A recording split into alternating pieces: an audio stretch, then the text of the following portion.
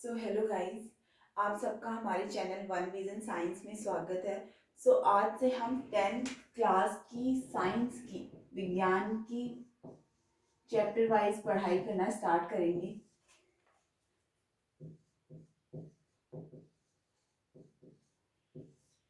तो आज हम फर्स्ट चैप्टर 10th का रासायनिक अभिक्रियाएं एवं समीकरण से स्टार्ट करेंगे। रासायनिक अभिक्रियाएं एवं समीकरण।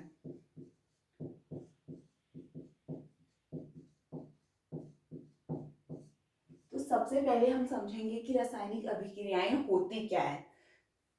तो रासायनिक अभिक्रियाओं से हमारा मतलब है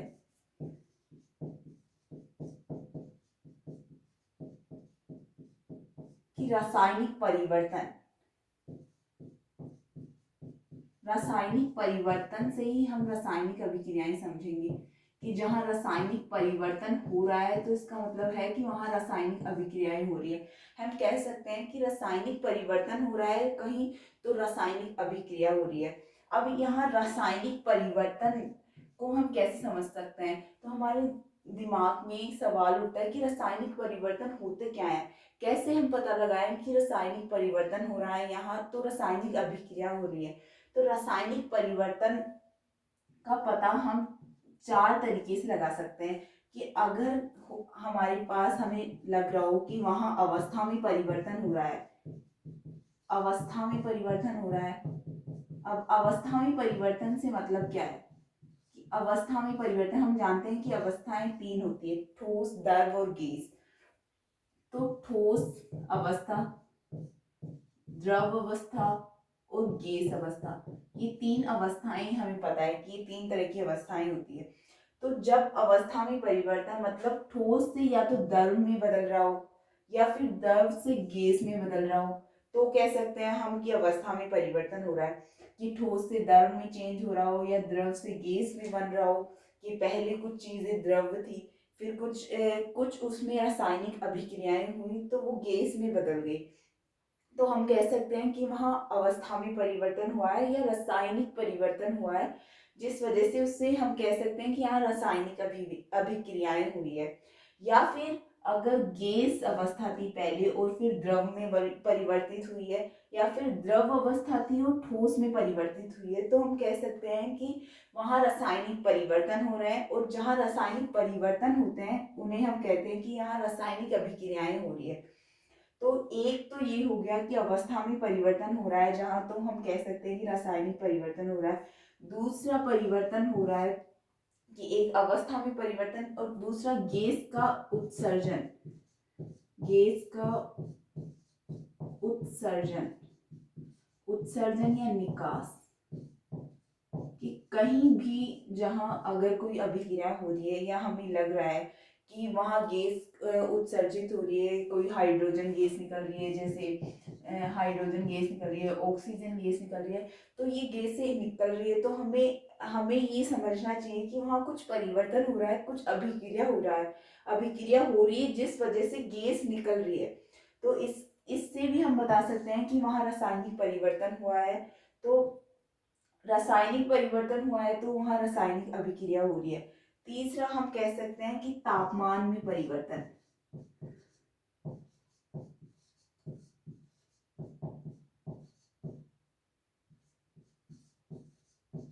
अगर तापमान में परिवर्तन हो रहा है, तापमान में परिवर्तन से हमारा मतलब है कि पहले तापमान जैसे कम था, कम से ज्यादा की तरफ जा रहा है या फिर ज्यादा से कम हो रहा है।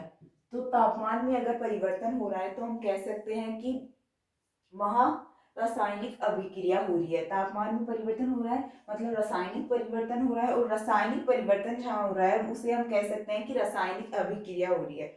तो ये तीन परिवर्तन तो हम देख ही चुके हैं, जिससे हम बता सकते हैं कि रासायनिक परिवर्तन हो रहे हैं वहां। और जहाँ रासायनिक परिवर्तन हो रहे हैं वहां रासायनिक अभिक्रिया हो रही है। तो एक चौथा रासायनिक परिवर्तन है रासायनिक परिवर्तन। चौथा रासायनिक परिवर्तन है कि रंग में परिवर्तन हो रहा है। रंग में परिवर्तन,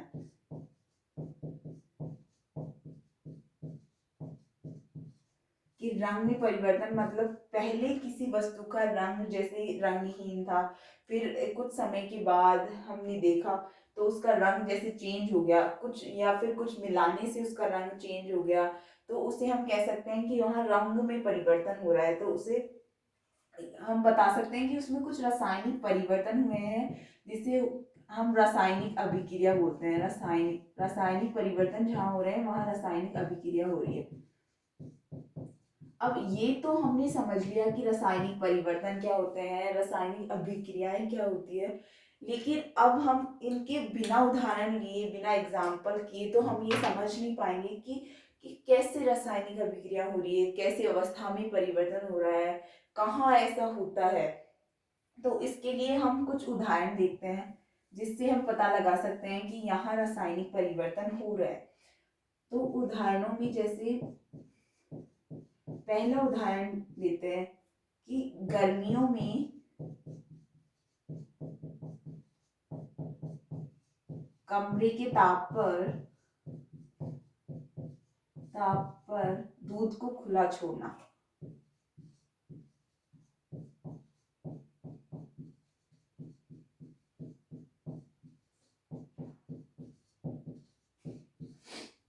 तो कभी कभी आपने नोटिस किया है कि हमारी दैनिक दिनचर्या में हमने ये देखा तो होगा कि गर्मियों में हम, कभी सोचा है आपने कि गर्मियों में हम दूध को फ्रिज में क्यों रखते हैं, बाहर क्यों नहीं छोड़ते? क्योंकि जब हम उसे बाहर छोड़ देते हैं तो वो तापमान की वजह से, या इतना टेम्परेचर इतना होता है गर्मियों में, तापमान ही इतना होता है कि दूध फट जाता है। सुना होगा आपने कि दूध फट जाता है। तो दूध के फटने से पहले दूध, नॉर्मली दूध कैसा होता है? द्रव होता है। दूध द्रव ही तो है। जब वो फट जाता है तो देखा होगा आपने कि वो द्रव ठोस हो जाता है। कंप्लीटली ठोस नहीं होता, पूरी तरीके से वो ठोस में परिवर्तित नहीं होता, वो आधा द्रव रहता है और आधा ठोस हो जाता है, वो सेमी लिक्विड सा बन जाता है, द्रव ठोस बन जाता है। तो फटने के बाद दूध ठोस द्रव में परिवर्तित हो जाता है, ठोस द्रव बन जाता है, ठोस द्रव। तो यहाँ क्या हो रहा है? द्रव से ठोस द्रव में परिवर्तित हो रहा है, मतलब अवस्था में परिवर्तन हुआ है। तो अवस्था में परिवर्तन से को हम कहते हैं कि रासायनिक परिवर्तन हुआ है, और जहाँ रासायनिक परिवर्तन होता है उसे कहते हैं कि रासायनिक अभिक्रियाएं हुई है। तो यहाँ हुआ है अवस्था में परिवर्तन। और अवस्था में परिवर्तन हम देख चुके हैं कि इसे हम रासायनिक परिवर्तन कहते हैं, और जहाँ रासायनिक परिवर्तन होते हैं उसे रासायनिक अभिक्रियाएं कहते हैं। तो ये तो हमने एक एग्जाम्पल देखा जो हम अपनी दैनिक लाइफ में या दैनिक दिनचर्या से हम जोड़ सकते हैं। ये बेसिक बेसिक चीजें हैं जो हम अपनी आसपास की जिंदगी से देख सकते हैं, जिंदगी में देख सकते हैं। और दूसरा एग्जाम्पल लेते हैं हम, वो भी हम अपने आसपास देख सकते हैं। कभी देखा है आपने कि हम लोहे की वस्तु को पेंट करके क्यों रखते हैं, उस पर कलर क्यों करते हैं? देखा होगा कि सब कहते हैं कि लोहे की वस्तु को हमें कलर करके रखना चाहिए। तो जब लोहे की वस्तु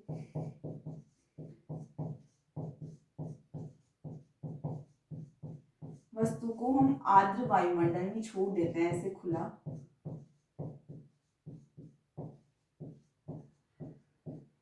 आर्द्र वायुमंडल में खुला छोड़ देते हैं तो उस पर जंग लग जाती है। जैसे लोहे की किसी भी, जैसे एग्जाम्पल लेते हैं हम,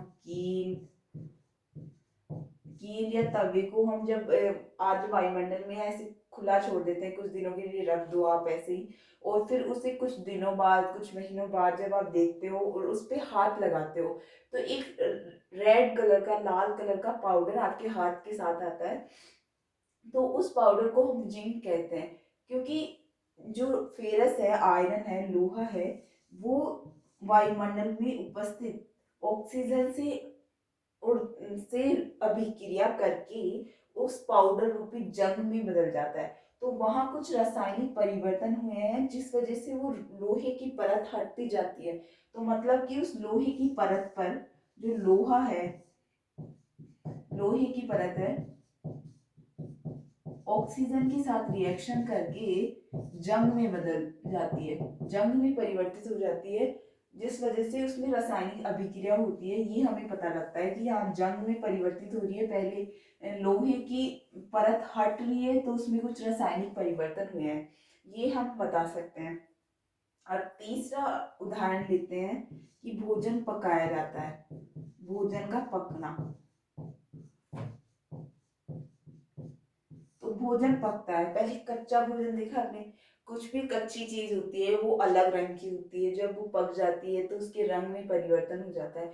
तो जहां भी रंग में परिवर्तन होता है तो उससे हम पता लगा सकते हैं कि वहां रासायनिक परिवर्तन हो रहा है, और जहाँ रासायनिक परिवर्तन को ही तो हम रासायनिक अभिक्रिया कहते हैं। तो ये तो ऐसे एग्जाम्पल्स थे, ऐसे उदाहरण थे जो हम अपने दैनिक जीवन से रिलेट कर पाते हैं, जोड़ सकते हैं, जोड़ के देख सकते हैं कि वहाँ कुछ रासायनिक परिवर्तन हो रहे हैं, मतलब वहाँ रासायनिक अभिक्रियाएं हो रही है।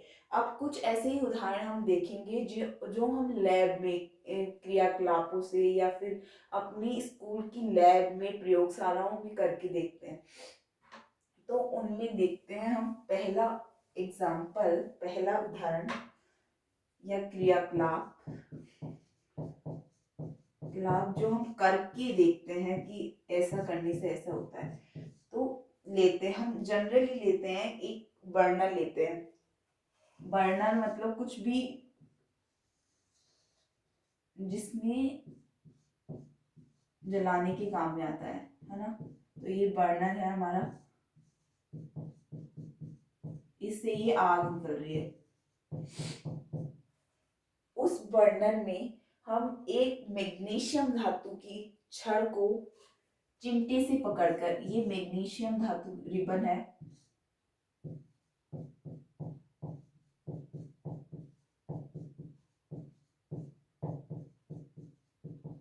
मैग्नीशियम रिबन है जिसे चिमटे से पकड़ के हम जला रहे हैं। ये चिमटा है, चिमटे से पकड़ के इस मैग्नीशियम रिबन को हम इस आग में जला रहे हैं, बर्नर की सहायता से इसे जला, इसका दहन कर रहे हैं।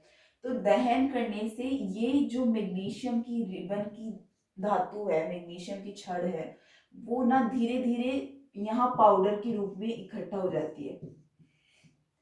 इस पाउडर को हम मैग्नीशियम ऑक्साइड बोलते हैं, इस पाउडर को हम बोलते हैं मैग्नीशियम, इस पाउडर को हम मैग्नीशियम ऑक्साइड बोलते हैं।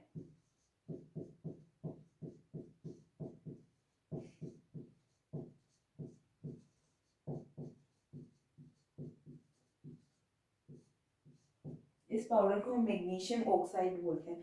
तो मतलब इस क्रियाकलाप में हम कर क्या रहे हैं, मैग्नीशियम की धातु का दहन करके मैग्नीशियम ऑक्साइड बना रहे हैं। मतलब पहले मैग्नीशियम, ये मैग्नीशियम रिबन है, इसका दहन करेंगे, दहन ऑक्सीजन की उपस्थिति, मतलब ये मैग्नीशियम का ये रासायनिक सूत्र Mg है, इसे हम Mg से दर्शाते हैं। इधर लिखती हूँ मैं, मैग्नीशियम का रासायनिक सूत्र Mg है, इसको दहन करेंगे, ये बर्नर में ऑक्सीजन की वजह से ही ये जल रहा है, तो इसका दहन करेंगे ऑक्सीजन की उपस्थिति में। तो इसे O2 इसका ऑक्सीजन का रासायनिक सूत्र है, Mg मैग्नीशियम का रासायनिक सूत्र है, और फिर ये बदलेगा मैग्नीशियम ऑक्साइड में परिवर्तित हो जाता है। ये मैग्नीशियम ऑक्साइड पाउडर, जो पाउडर हमारे पास यहाँ इकट्ठा हुआ वो मैग्नीशियम ऑक्साइड है, और ये धातु जो रिबन है वो मैग्नीशियम धातु का है। तो पहले ये छड़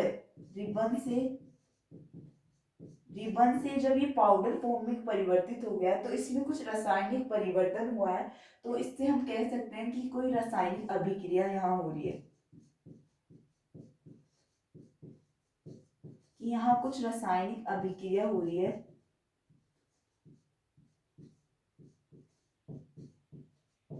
हम कह सकते हैं कि यहाँ कुछ रासायनिक अभिक्रिया हो रही है जिसकी वजह से जो ये मैग्नीशियम का रिबन है वो पाउडर फॉर्म में परिवर्तित हो रहा है। पाउडर के रूप में परिवर्तित हो रहा है, मतलब यहाँ रासायनिक अभिक्रिया हो रही है। तो इससे हम समझ सकते हैं कि हाँ इसमें कुछ परिवर्तन हो रहा है, तो यहाँ रासायनिक अभिक्रिया हो रही है। तो इसे यहाँ एक तो ये हमने समझा कि क्रियाकलापों से करके कि हाँ कोई रासायनिक अभिक्रिया कैसे पता लगा सकते हैं हम।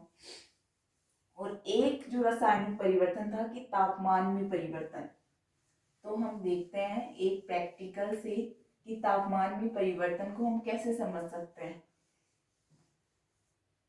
तो एक फ्लास्क लेते हैं, हम नॉर्मली एक फ्लास्क लेते हैं।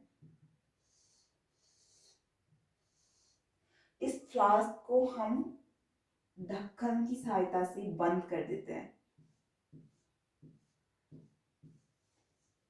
इस ढक्कन की सहायता से हम इस फ्लास्क को बंद कर देंगे। अब इस फ्लास्क के अंदर हमने कुछ जिंक के जस्ते, जिसको बोलते हैं जिंक के दाने डाले हैं, जिंक के दाने डाले हैं, जिंक के दाने डाले हैं हमने इस फ्लास्क के अंदर। और फिर इसमें ये डालने के बाद इसमें ऊपर से इस स्टॉपर को खोलकर, इस ढक्कन को खोलकर हमने इसमें तनु हाइड्रोक्लोरिक अम्ल, तनु हाइड्रोक्लोरिक अम्ल मिलाया है।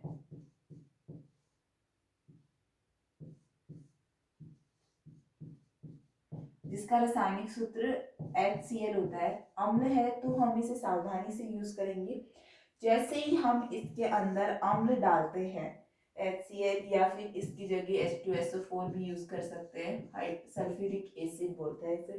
तो जब ये एसिड इसके अंदर डालते हैं तो जब ये जिंक से विक्रिया करके इसके अंदर हाइड्रोजन गैस निकलती है, और हाइड्रोजन गैस से ये गर्म होने लगता है। जब ये डालने के बाद हम इस फ्लास्क को छू के देखते हैं तो ये हमें तापमान में परिवर्तन दिखाई देता है, मतलब ये हल्का गर्म दिखाई देता है हमें, धीरे धीरे ये गर्म होता जाता है।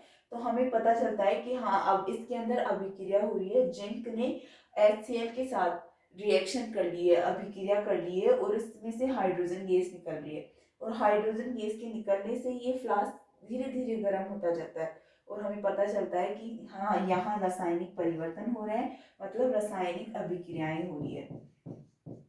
ये फ्लास्क के अंदर कुछ रासायनिक अभिक्रिया हुई है।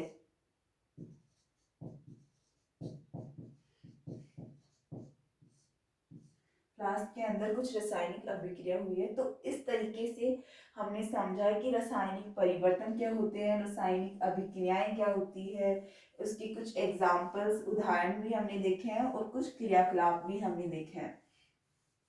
तो अब देखेंगे हम कि रासायनिक समीकरण क्या होते हैं, कि रासायनिक समीकरण क्या होते हैं। तो अब हम देखेंगे कि समीकरण, रासायनिक समीकरण क्या होते हैं।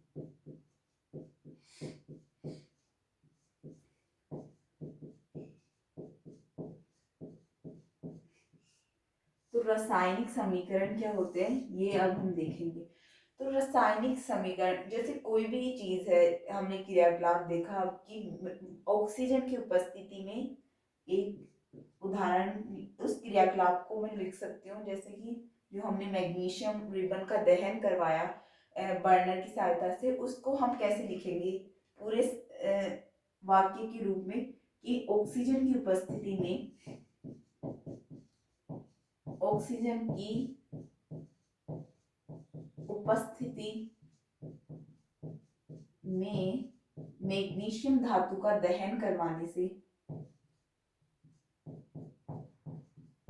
मैग्नीशियम धातु या रिबन, धातु या रिबन का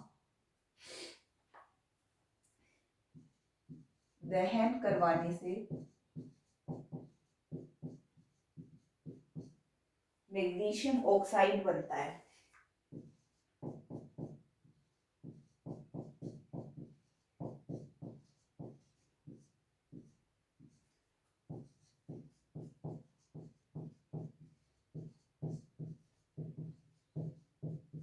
तो अब किसी भी रासायनिक अभिक्रियाओं को समझाने के लिए हम इतना बड़ा सेंटेंस तो नहीं लिखेंगे इतनी बड़ी तरीके से, इतना बड़ा वाक्य तो नहीं लिखेंगे कि अगर हमें बताना हो कि कहीं रासायनिक अभिक्रिया हो रही है और उसे लिखना हो कि कैसे वो अभिक्रिया हो रही है, तो हम उसे इतनी बड़ी तरीके से नहीं लिखेंगे।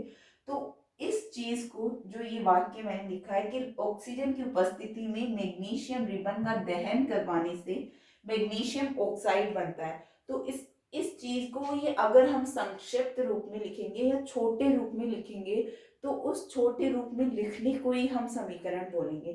कि मतलब इस चीज को हम संक्षिप्त या छोटे रूप में लिखना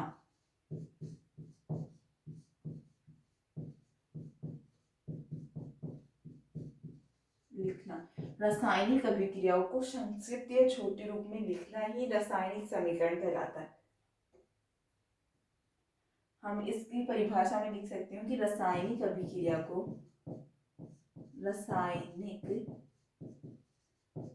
अभिक्रिया को संक्षिप्त रूप में लिखना रासायनिक समीकरण कहलाता है।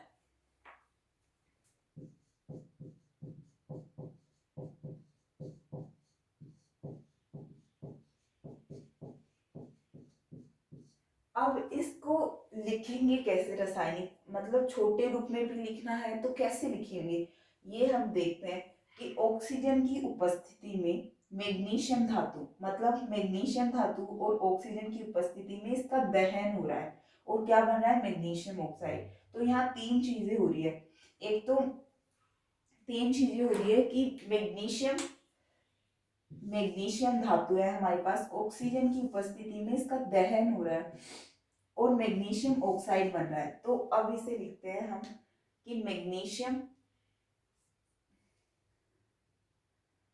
ये है मैग्नीशियम प्लस ऑक्सीजन, ऑक्सीजन की उपस्थिति में ही हो रहा है दहन, तो लिखेंगे ऑक्सीजन। जब ये दोनों चीजें मिल रही है तो हमारे पास बन रहा क्या है, मैग्नीशियम ऑक्साइड बन रहा है। तो एरो लगाएंगे और मैग्नीशियम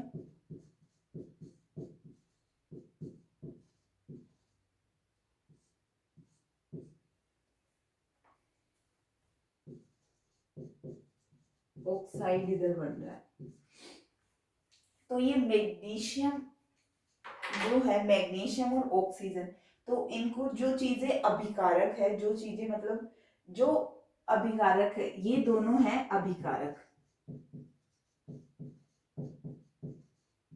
और ये है उत्पाद हमारा। अब अभिकारक और उत्पाद क्या हो रहे हैं, क्या होते क्या है, ये हम समझेंगे। तो ये देखते हैं कि अभिकारक और उत्पाद होते क्या। तो अभिकारक जो मैग्नीशियम और ऑक्सीजन है अभिकारक, तो इससे ही हम समझ सकते हैं कि अभिकारक क्या होते हैं, क्योंकि हमारी जो क्रियाकलाप हमने देखा उसमें क्या हो रहा था, मैग्नीशियम और ऑक्सीजन है जो चेंज हो रहे थे, परिवर्तित हो रहे थे। ये दोनों पहले मैग्नीशियम और ऑक्सीजन थे और जब इनको हमने बर्नर की सहायता से इनका दहन करवाया तो ये मैग्नीशियम ऑक्साइड में परिवर्तित हो गए, मतलब ये दहन करने से कम हो रहे हैं, परिवर्तित हो रहे हैं। तो अभिकारक वो होते हैं जिनमें परिवर्तन होता है, जिनका परिवर्तन होता है वो तो अभिकारक कहलाते हैं। और उत्पाद जो बनता है, परिवर्तन से जो चीज बन रही है वो उत्पाद कहलाएगा, जो बनता है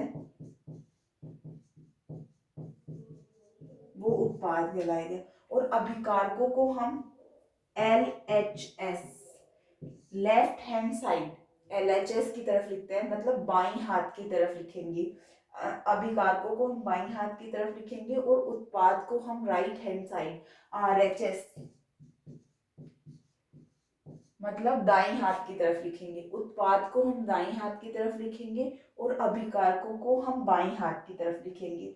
और जो एरो, जो अगर अभिकारक हमारे पास दो है या दो से ज्यादा है तो उनके बीच में प्लस का साइन लगाएंगे, योग का चिन्ह लगाएंगे, अभिकारकों के बीच में योग का चिन्ह लगाएंगे। और अगर उत्पाद भी हमारे पास दो या दो से ज्यादा है तो उनके बीच में भी योग का चिन्ह लगाएंगे।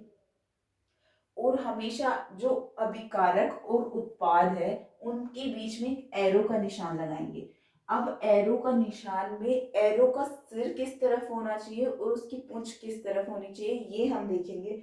तो जो अभिकारक है उस तरफ तो एरो की पूंछ होनी चाहिए, मतलब टेल होनी चाहिए। और जो अभिकारक से उत्पाद बन रहा है उस तरफ उसका एरो, उसका हेड होना चाहिए, उसका सिर होना चाहिए। तो सिर तो उत्पाद की तरफ होगा और जो टेल है वो अभिकारक की तरफ होगी। तो ऐसे हम रासायनिक समीकरण लिखते हैं। तो thank you guys for watching.